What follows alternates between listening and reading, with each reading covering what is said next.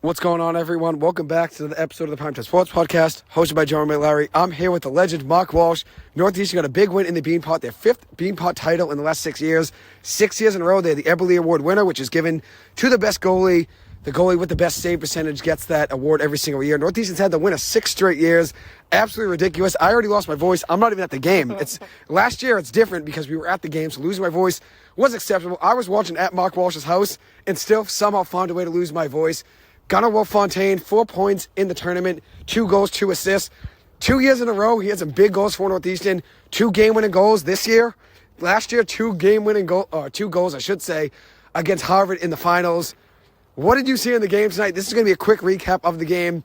We're just doing this basically no script, nothing. We're just giving a recap, just basically no script or anything. So just based on what you saw in the game, what do you think of Gunnar Wolf-Fontaine? We'll go back and I'll probably record a recap later on, but what did you see in that game? As I've said since at least a year ago, maybe more, Gunnar Wolf-Fontaine is going to the Beanpot Hall of Fame.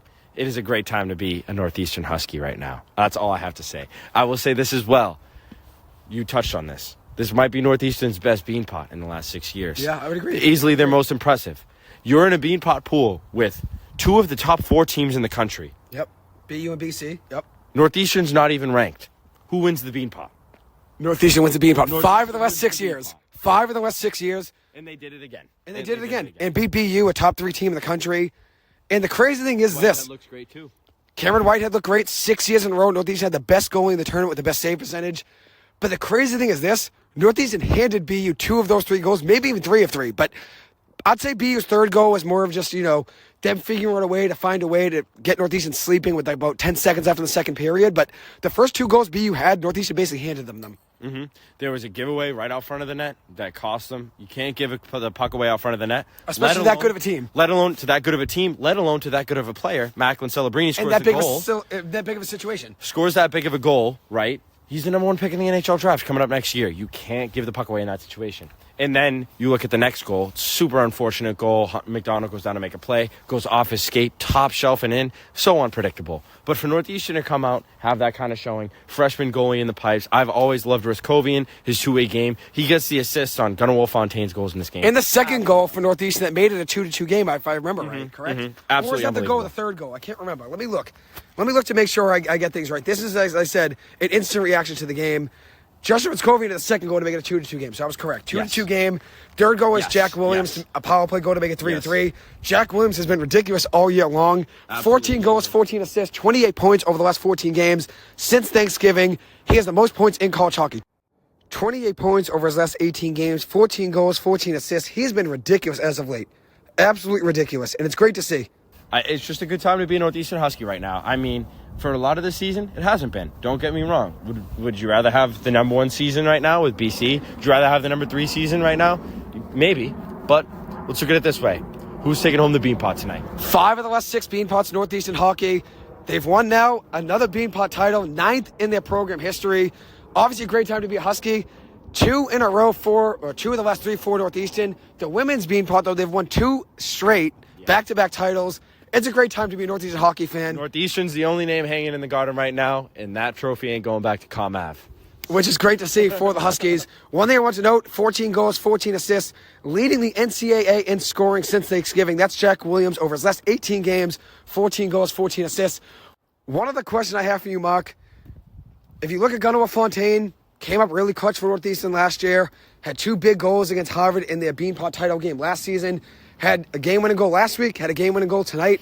When do you see him making the Beanpot Hall of Fame? Is it this year? Is it next year? Is it 2 years, 3 years? Honestly, I think they make him wait a little bit to get in there.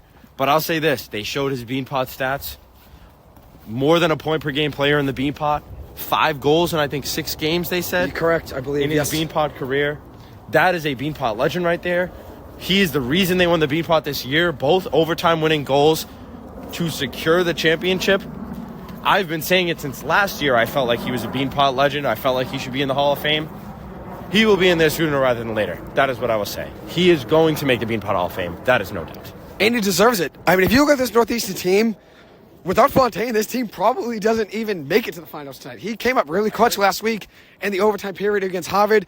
Found a way to escape that game. Tonight, comes up clutch yet again. Game-winning goal.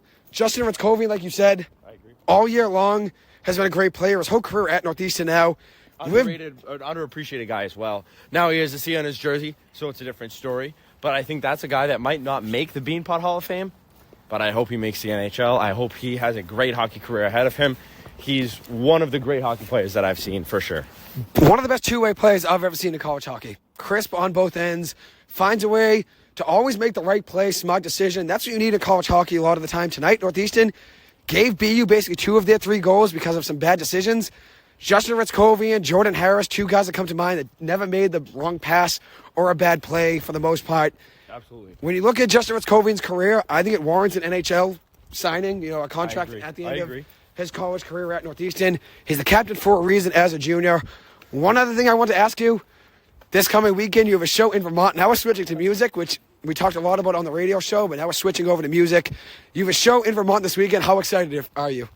Definitely excited. It's an exciting time. Things have been moving pretty fast, and I'm just looking forward to putting on a show, and hoping we can get as many people there as possible and just rock out, have a lit night. There you go. There you have it. There's the recap from Mark Walsh, Joey Larry, 2 Northeastern super fans. We got Paul Guerard, the betting prodigy, here with us. He only watched basically the last 8 minutes of the game of regulation and then the overtime period. But this kid knows hockey better than anyone I know. Played the game a long time. When you saw Northeastern play tonight, what told you Northeastern was going to win that game? You weren't nervous at all. Not nervous at all. I just have that feeling. I quit betting for a while, but I still get that feeling of knowing who's going to win. The kid just knows the game. This is coming from someone that played hockey his whole entire life. Mark Walsh, Joey Larry, neither one of them ever played hockey. I never played, Marky never played. Just want to say, I'm glad Northeastern got a win. It's great. They got to take that in, feel it. Sad when they lose to UMass Lowell. They'll be sad when they use UMass Lowell, Paul Guerard said. I'll say this. Northeastern hockey, 6 wins in a row now after tonight. 5 of the last 6 Beanpots. 2 of the last 3 Beanpots. 6 straight Eberle Award winners. Gunnar Wolf Fontaine, MVP this year's Beanpot. Things are looking up for the Huskies. 2 wins over BU. All 3 games being 4-3 games in overtime between Northeastern and BU. Northeastern won 2 of those games. Northeastern has beaten BC this year. They've beaten Maine. They've beaten BU twice. They're showing they have what it takes to beat the bigger teams. Mark Walsh, you will be there in the Hockey East Championship. We'll be there at the tournament. Absolutely, and I hope the Huskies will be there too. And I hope it's against UMass Lowell because I know Paul Guerard, the sports betting prodigy, will be there. Yes, I will. And one other guy I want to mention, Cameron Whitehead, 2.4 goals against in the 2 games in the Beanpot tournament. He was great tonight. Northeastern probably should have given up, 4 or 5, maybe 6 goals in this game. He found a way to make some quality stops. Absolutely. I think they could have gotten absolutely shelled in this game, and he kept them in it when times where they might not have been in it without him. 100%. Just like those 2-on-1s, the 3-on-2s. BU seemed to always have an advantage on a breakaway. And Northeastern found a way to battle. And even though, like I said in my preview earlier, Northeastern would lose the shots on goal, I said the quality shots on goal, Northeastern has to take advantage whenever time they get an opportunity. A power play, Northeastern has to take advantage. Jack Williams, like we saw, got the equalizer to make it 3-3. Northeastern wins that game 4-3 in overtime. Absolute pleasure, though, having Paul Guerard, the sports betting prodigy, and Mark Walsh, my podcast. Thank you guys so much for taking the time to listen to this. As always, I appreciate it. Hope you guys are a good one. I'll see you guys in the next episode. Thank you.